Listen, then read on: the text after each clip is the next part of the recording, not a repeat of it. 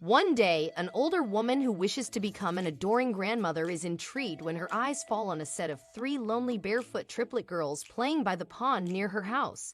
She follows them to figure out why they're always alone and discovers something shocking. Ever since her son Bradley moved out of Maine to establish his carpentry business, Maisy Hopkins had grown accustomed to sitting on her windowsill in the evenings. It overlooked the pond and it allowed her to observe the families who frequented it, particularly the grandparents and their grandkids. Maisy was a cheerful 80-year-old woman who was looking forward to the day her son would inform her that she had become a grandma before she dies, just as he had called her husband several years previously via an untimely heart attack. That's why when Maisy noticed a set of triplets, barefoot and unattended, fishing in the pond and returning home late at night for several days in a row, she couldn't help but approach them.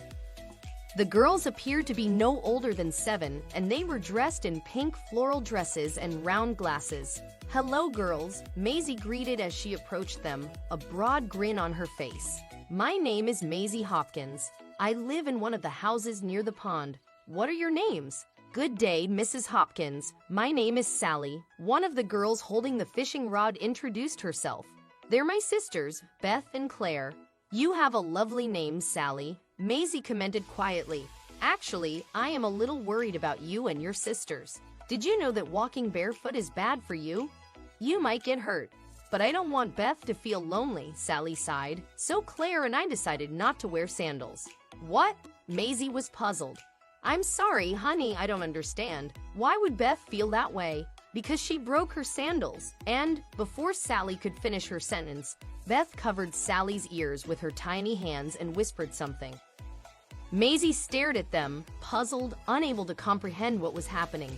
"Okay, tell me one thing, Sally," she asked. "Do your parents know that you and your sisters come here alone every day?"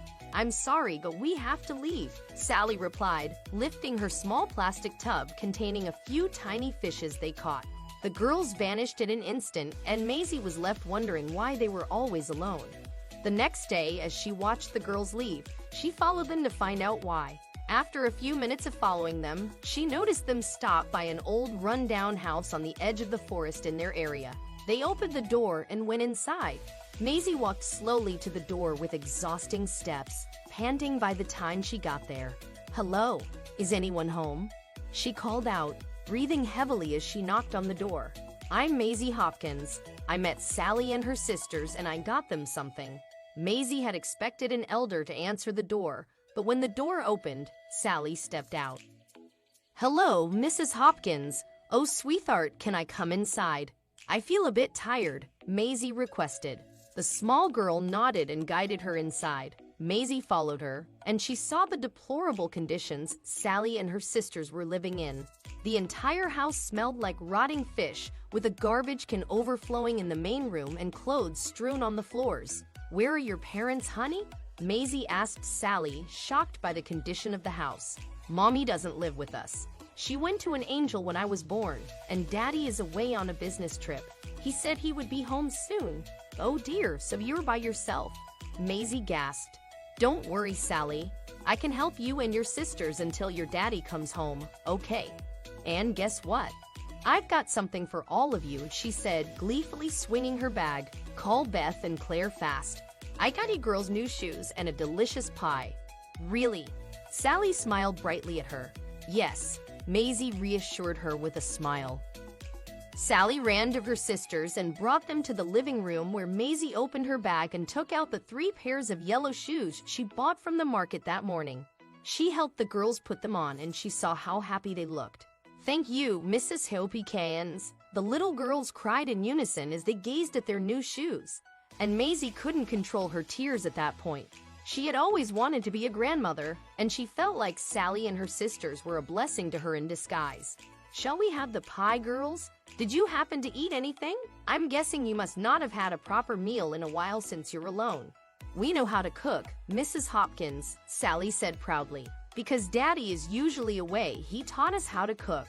Beth and Claire make delicious cookies. We go fishing every day, and we try new fish recipes." "Oh, really?" Maisy laughed, impressed by how responsible Sally and her sisters were for their age. "That's wonderful, girls. But starting today, old Mrs. Hopkins will prepare your meals, okay? Okay. Sally laughed as she bit into a large slice of pie. From that day on, Maisy never needed to sit by her windowsill to watch others' kids by the pond because she had 3 beautiful girls to take care of and spend time with. However, when several days passed and their father didn't show up, Maisy was getting worried. Should I ask Sally for her father's phone number? I'm hoping nothing bad happened to him. Luckily, there was a knock on the door that afternoon, and when Maisy answered it, she noticed a tall man in his mid-30s standing there. Hello, are you? Maisy had only started speaking when he barged inside the house. What the hell? Who are you? And what are you doing here? Janet, are you home? Claire? Sally? Beth? He screamed at the top of his voice. Who is Janet? Maisy wondered. Look, sir, Where the hell are my girls? And who are you? I'm calling the police. Suddenly, Sally, Beth, and Claire came running downstairs. Daddy, they cried as they hugged him. Oh, sweetie, are you all right? She didn't hurt you, did she? No, Daddy, Beth said. Mrs. Hopkins is very sweet. She helped us when you were away. What?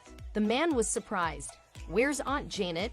She never came home, Daddy. We were alone. Only Mrs. Hopkins helped us, Sally explained. At that, the man felt bad for lashing out at Maisy.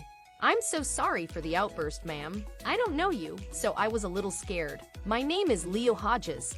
Thank you for helping my daughters. It's okay, young man. I'm Maisy Hopkins, and I'm glad I found your daughters when you were away. But may I ask you why you left your girls all alone? I had actually asked my sister to look after them, ma'am, but I guess Janet didn't show up. I even paid her for that. She said she'd charge me for babysitting, but she isn't even here. 1 second, let me just call her. When Leo called Janet, it turned out that she had intentionally skipped visiting his home because she was away on a trip to Vietnam with her friends. Hey Leo, look, I'm sorry, okay, she said on the phone. I just needed a break and Break? Leo lashed out. My daughters were alone at home, Janet. Do you think it is a joke? Don't you dare call me again, and yeah, I want the money back. He retorted and hung up. I'm sorry about that. Maisy consoled him. But now that you're back home, you can be with your daughters. And if you need help next time, you can call me. I live close to the pond. I loved spending time with your girls, and honestly, it's been a long time since I felt this happy. My husband passed away a few years ago, and my son hardly visits me. Well then, Mrs. Hopkins, you can come here whenever you want. We would love to have you over. And thanks a bunch for what you did for my girls. I would never be able to return your kindness. Maisy laughed. You can. How about dinner at my house tonight? You, me, and the girls. Oh, we'd love that, Mrs. Hopkins. Thank you. See you later then. Maisy shared her address with Leo before leaving their house, and at night, she prepared a lovely dinner for them, the main dish being a delicious fish curry. From that day on, Leo and his girls started spending time with old Maisy, ensuring that she never felt lonely. Leo would sometimes drop by her house early in the morning with breakfast, and they often enjoyed evening tea together while the girls played by the pond. One day, Leo and his girls were at Maisy's house when Bradley arrived. He had intended to surprise Maisy with his visit, but it was he who was surprised, or rather, shocked, when he found Maisy and Leo sipping tea in the garden in front of her house and Sally and her sisters chuckling around their chairs. They all looked so happy and sweet, like they were a family, and Bradley felt as if he was a stranger visiting their home. He got down from his car and was shocked to see his mom so happy with strangers. Bradley? Maisy was stunned to see him.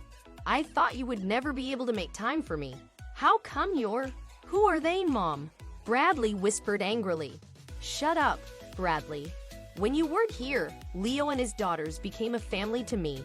It's a long story, but that doesn't matter. Family? Bradley mocked her with a fat sneer on his lips. Whatever, I don't care. Leo took the initiative and introduced himself, and Bradley reluctantly forced a smile at him. He was envious that his mother was so content with someone else and wasn't excited to see him after all these years.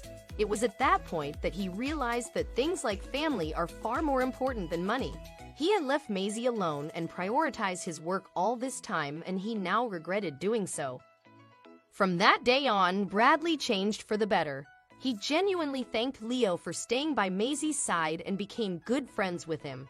He also started spending more time with Maisy. 6 months later, when he and his girlfriend decided to tie the knot after learning they were expecting twins, the first person who learned this news was Maisy. She was obviously over the moon when she heard that, not only because she was going to become a grandmother, but also because she had 5 lovely grandchildren and 2 sons now. Leo and his children, as well as Bradley, his wife, and their twins George and Andrew, who were born 9 months later.